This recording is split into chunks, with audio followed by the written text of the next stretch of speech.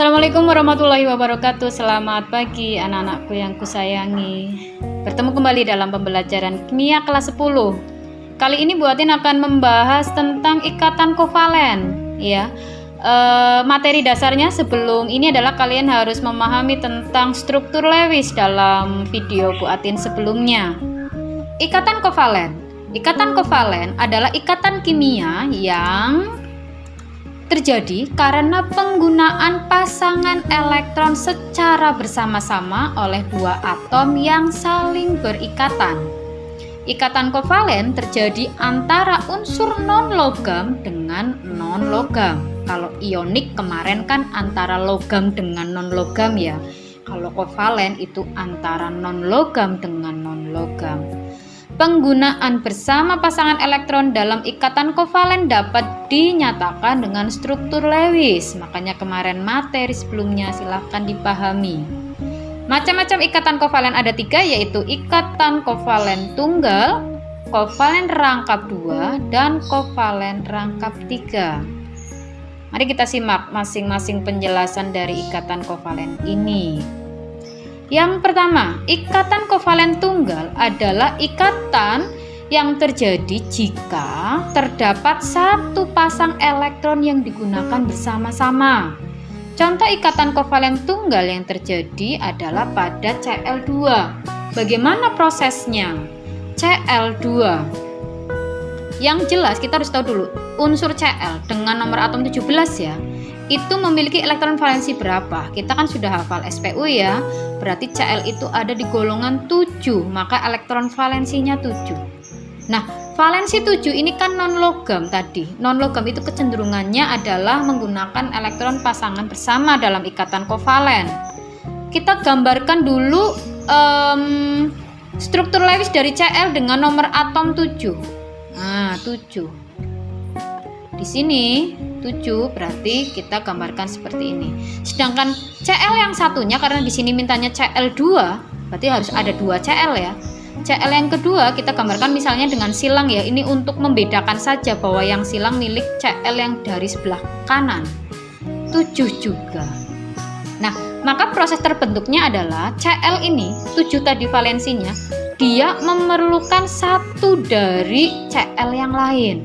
Maka Cl sebelah kiri berkata, Cl pinjem satu milikmu kepada Cl yang sebelah kanan. Nah, dengan posisi seperti ini berarti kan Cl sudah stabil dengan meminjam satu dari yang sebelah kanan, pinjam yang silang ini, sudah 8. Nah, karena Cl yang sebelah kanan juga menginginkan posisi stabil, maka Cl yang sebelah kanan pun sama, aku juga pinjam satu darimu. Nah, sehingga di sini antara Cl yang sebelah kiri dengan Cl yang sebelah kanan berhasil membentuk ikatan kovalen tunggal. Kenapa tunggal? Karena hanya ada satu pasang di sini. Maka digambarkannya seperti ini ya, satu ya, tunggal ya, satu strip aja. Membentuk apa? Membentuk senyawa Cl2 karena Cl-nya ada 2. Atau contoh yang lain misalnya, kovalen tunggal. Contoh yang lain adalah proses pembentukan HCl. H bervalensi 1. Sedangkan Cl itu nanti bervalensi berapa? 7. H, ingat ya bahwa nomor atom 1 sampai 5 itu kecenderungan stabilnya adalah duplet. Sehingga H untuk stabil nggak perlu pinjam 7, tapi cukup pinjam 1 dari Cl karena stabilnya H adalah 2 atau duplet. Sedangkan stabilnya Cl itu adalah oktet, sehingga Cl pun memerlukan satu dari H. Nah, ini struktur Lewisnya. Nah, struktur molekulnya gimana? H strip Cl. Kenapa strip? Karena cuma ada satu pasang yang dipakai. Membentuk apa? Membentuk senyawa HCl. Gitu ya. Nah, sekarang untuk ikatan kovalen rangkap 2. Terjadi jika terdapat dua pasang elektron yang digunakan bersama. Contohnya adalah pembentukan molekul ini O2 ya, harusnya 2-nya di bawah, lupa di subscribe. O2. O itu nomor atomnya berapa? Kita harus diingat. O itu golongan 6, berarti valensinya adalah 6. Karena elektron valensinya 6, berarti dia membutuhkan atau menarik berapa elektron? Biar stabil berarti butuhnya 2. kita gambarkan O valensinya 6, butuh 2. Jika ada O lagi di sebelahnya, karena O nya mintanya 2 ya, 6. O yang sebelahnya juga valensinya 6. Sama kayak tadi, berarti O yang sebelah kiri butuh 2 elektron, maka O akan meminjam ke O sebelah kanan 2 minjamnya. Hati-hati ya melingkarinya ya. Nah, O yang sebelah kanan pun sama, dia akan meminjam 2 elektron dari O yang sebelah kiri. Nah, ini namanya pemakaian bersama. Berapa pasang yang dipakai? 1, 2 pasang. Maka menggambarkannya O rangkap 2 O. Artinya di sini ada 2 pasang elektron karena di sini adalah kovalen rangkap 2. Membentuk apa? Membentuk senyawa O2. Jadi kita harus tahu, makanya menggambarnya harus bagus biar kelihatan di situ ada penggunaan elektron bersama. Berikutnya adalah ikatan kovalen rangkap 3, yaitu ikatan kovalen yang terjadi jika terdapat 3 pasang elektron yang digunakan bersama. Contohnya di sini adalah ketika kita menentukan ikatan yang ada di senyawa N2. Unsur N bervalensi 5 karena ada di golongan 5A, sehingga dia membutuhkan berapa elektron untuk stabil, yaitu 3 elektron. N dengan valensi 5, kita tulis di sini N valensinya 5. Ada 2 N, berarti N yang satunya pun valensinya 5, sama-sama 5, berarti sama-sama membutuhkan 3 elektron untuk menjadi stabil. Maka prosesnya adalah N yang sebelah kiri meminjam 3 dari N yang sebelah kanan, sebaliknya juga seperti itu. Sehingga di sini yang terbentuk adalah ikatan N rangkap 3N. Kenapa rangkap 3? Karena ada 3 pasang yang dipakai.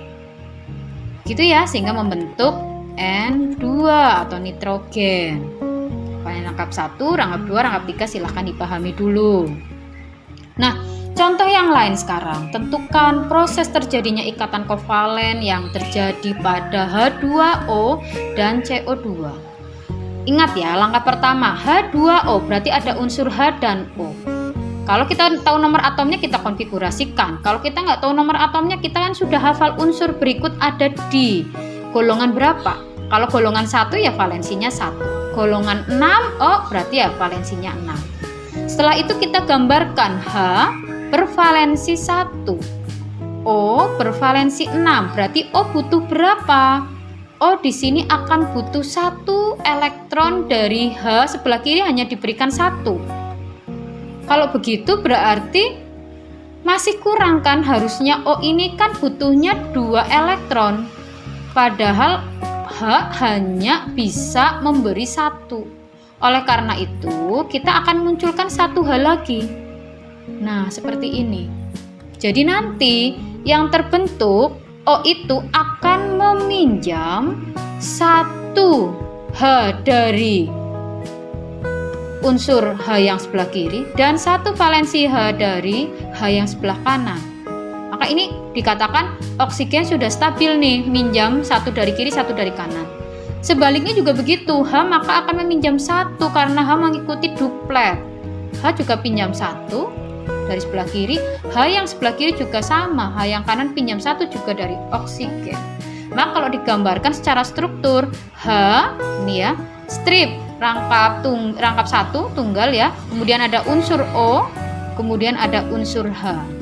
HOH, atau ketika kita tuliskan berarti menjadi senyawa H2O. Atau pada CO2, C unsur golongan berapa? C unsur golongan 4, berarti valensinya 4. O tadi valensinya 6. Kita lihat di sini yang jumlahnya hanya 1 disebut center ya, atau center itu pusatnya. Berarti kalau tadi di dalam H2O adalah sebagai pusat karena O hanya 1, di sini berarti yang jadi pusat adalah C karena C cuma 1. C valensinya 4. Biar stabil dia harusnya butuhnya 4 juga. Padahal O itu valensinya adalah 6, butuhnya hanya 2. Berarti di sini kita harus menyediakan 2O biar stabil semuanya. Perhatikan C C dengan nomor atom 4 dia akan meminjam 2 dari O sebelah kiri dan O sebelah kanan. Nah, sekarang C sudah stabil. Begitu juga O, karena sudah dipinjam 2 berarti O juga berhak meminjam 2 dari C. Begitu juga O yang sebelah kanan. Nah, maka ketika dituliskan struktur molekulnya adalah O rangkap 2, C rangkap 2, O. Kenapa rangkap 2? Karena di sini ada 2 pasang yang dipakai bersama sehingga membentuk senyawa CO2. Ya, C-nya 1, O-nya 2. Jadi kalian harus betul-betul paham elektron valensi dan bagaimana cara mencapai kestabilannya. Nah, yang berikutnya adalah sifat senyawa kovalen. Sifat senyawa kovalen. Beberapa sifat senyawa kovalen adalah yang pertama, wujud pada suhu kamar bisa gas, cair, atau padat, tapi yang lunak ya. Kemudian lunak dan tidak rapuh. Tidak larut dalam air, tapi larut dalam pelarut organik. Berarti sifatnya itu berkebalikan dengan ionik. Titik didih dan titik lelehnya rendah. Larutannya dapat menghantarkan listrik, contohnya HCl ini. Tetapi umumnya banyak juga yang tidak dapat menghantarkan listrik. Nah, senyawa kovalen yang sering dijumpai dalam kehidupan sehari-hari itu adalah air, H2O. Karbohidrat, contohnya adalah gula atau glukosa di sini. Silakan tolong dipahami materi apa saja yang penting, silakan dicatat. Terima kasih atas perhatiannya. Semoga kalian semuanya selalu sehat mengikuti kegiatan pembelajaran kimia. Terima kasih. Assalamualaikum warahmatullahi wabarakatuh.